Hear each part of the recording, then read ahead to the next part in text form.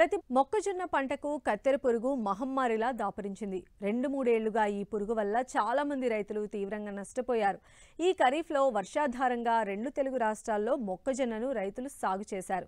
అయితే ఈ పంటకు కత్తెర పురుగులు ఆశించే అవకాశం ఉంది. వీటి వల్ల రైతులు చాలా జాగ్రత్త వహించాలి. వీటి నివారణకు చేపట్టాల్సిన సమగ్ర సస్యరక్షణ చర్యల గురించి తెలియజేస్తున్నారు పాలెం కృషి విజ్ఞాన కేంద్రం శాస్త్రవేత్త శైల.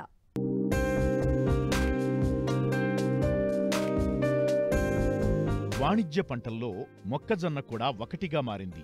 ఆహారంగానే కాక దాణా రూపంలోనూ, పశువులకు మేతగానూ, వివిధ పరిశ్రమల్లో ముడిసరుకుగా దీని వినియోగం తప్పనిసరిగా మారటంతో ఈ పంట ప్రాధాన్యత పెరిగింది. ప్రస్తుత ఖరీఫ్లో వర్షాధారంగా తెలుగు రాష్ట్రాల్లో రైతులు అధిక విస్తీర్ణంలో మొక్కజొన్నను సాగు చేశారు.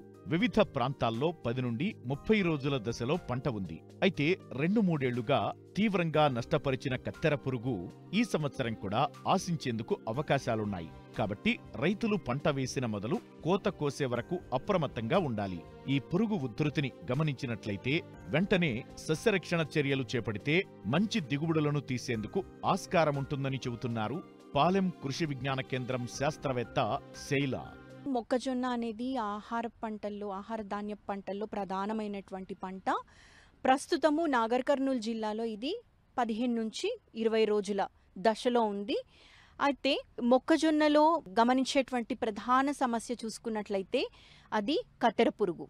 అయితే ఈ కత్తెర పురుగు యొక్క గురించి మనం కొంచెం చూసుకున్నట్లయితే తల్లి పురుగులు, రెక్కల పురుగులు సుమారుగా 1500 నుంచి 2000 గుడ్లను గుంపులుగా పెడుతుంది.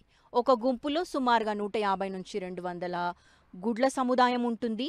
ఈ గుడ్ల నుంచి బయటికి వచ్చినటువంటి పుల్ల పురుగులు ఏవైతే ఉంటాయో ఆకుపచ్చ రంగులో ఉండి, చిన్నగా ఉండి, నల్లటి తనం కలిగి ఉంటాయి. అయితే ఈ పురుగులు మొదటగా ఆకుపైన పత్రహరితాన్ని గోకి తినడం వల్ల మొదటగా జల్లడాకులు ఏర్పడతాయి.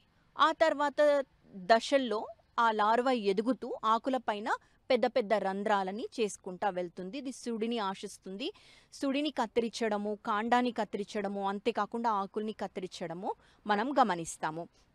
ఇది పంట యొక్క అన్ని దశల్లో, చివరగా కంకిలో కూడా దీని యొక్క ఉధృతి ఇది ఆశించి నష్టాన్ని తీసుకొని వస్తున్నట్టు మనం గమనించవచ్చు.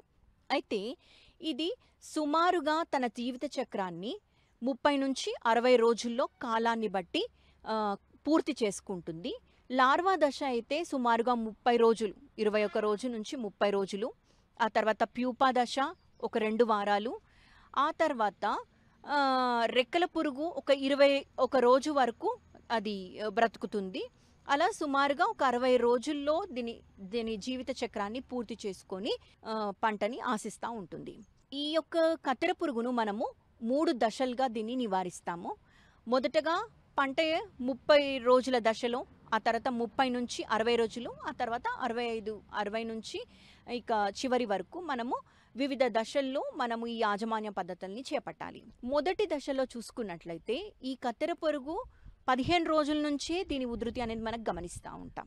కాబట్టి ఎకరానికి మొదటగానే ఈ పురుగును గమనించగానే ఎకరానికి 5 నుంచి 10 వరకు లింగాకర్షక బుట్టలను అమర్చుకోవాలి. ఇది కేవలము ఉధృతిని గమనించుకోవడానికి. మగరెక్కర పురుగులన్నిటిని ఆకర్షించడం వల్ల మ్యాక్సిమం డ్యామేజ్ని మనము తప్పించవచ్చు. ఇక అంతేకాకుండా ఈ గుడ్ల సముదాయాన్ని పంట మొదటి దశలోనే ఈ గుడ్ల సముదాయాన్ని, చిన్న చిన్న లార్వాలని గమనించిన వెంటనే వేప నూనె 5% అంటే అజాడిరక్టిన్ 1500 ppmని పిచికారీ చేసుకున్నట్లయితే గుడ్లు పొదగకుండా చేస్తాయి. ఒకవేళ పొదిగినా అవి సరిగ్గా ఎదగవన్నమాట.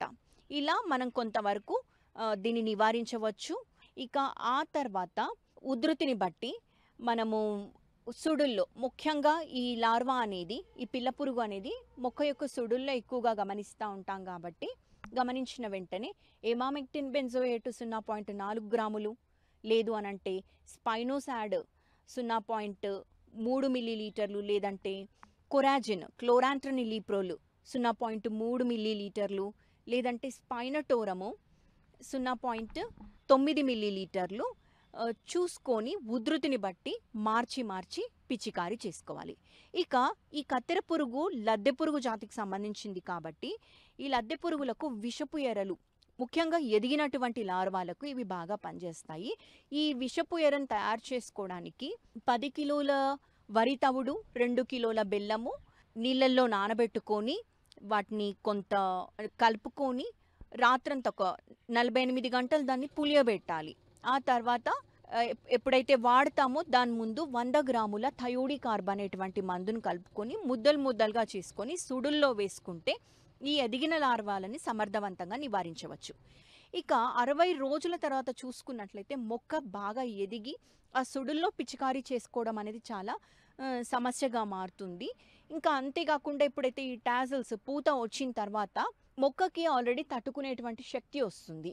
మనం మొదటి 60 రోజుల్లోనే సమర్థవంతంగా ఈ కత్తెర పురుగుని గనక నివారించుకున్నట్లయితే రైతు సోదరులు మంచి దిగుబడులను సాధించేటువంటి అవకాశం ఉంది.